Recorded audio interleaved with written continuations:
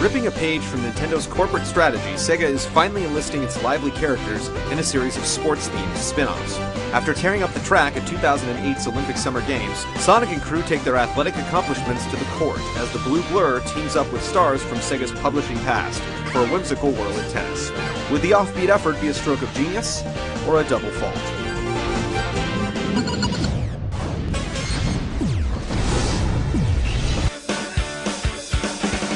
Five play modes include Planet Superstars, Match, Tournament, Games, and Online. Planet Superstars is a series of 100 missions spread across themed zones, allowing you to unlock hidden characters, theme music, and more. Match offers singles or doubles play with adjustable options and support for up to 4 players. Tournament is a choice of 5 singles or 3 doubles matches, and there's a collection of 8 accuracy and agility-oriented activities that double as a training option. That was incredible! Online play features ranked and friendly matches, global leaderboards, and the option to watch other online games. Even on the highest difficulty setting, the game lacks technique and challenge. The 10 available courts feel too small, as you'll be able to cover their width with ease and return nearly everything the computer or a human opponent tosses at you. Sadly, the majority of computer opponents can be routinely beaten without ever having to rush the net or rely on anything other than a steady diet of topspin shots. An out is a rare event, and the only real way for tennis veterans to lose points is by matching up against characters significantly faster than their own. The problem is that these issues plague every mode, making them all less compelling.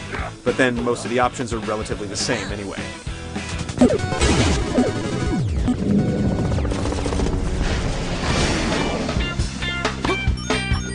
Superstars takes an arcade-style approach to the sport, like Sega's Virtua Tennis series, with 16 characters hailing from such games as Samba de Amigo, Jet Set Radio, Super Monkey Ball, and Space Channel 5. Topspin shots, slices, lobs, drop shots, and overhead smashes are all possible. Movement is controlled with the left analog stick, which also influences a shot's direction during a return. Characters can even enter a superstar state after filling a star meter displayed underneath their feet. The superstar state, which can be switched off in the options menu, is the equivalent of a game breaker in EA Street Series. Building up the meter by winning points or returning volleys causes the character's star to shine. Once maxed out, you can activate the state at any time. A short cutscene will play as characters undergo a temporary transformation. Each powered-up character automatically unleashes a special shot, typically involving a goofy amount of curves, zigzags, pauses, and other effects. While these shots can be returned, they're obviously more challenging than normal volleys. Take this!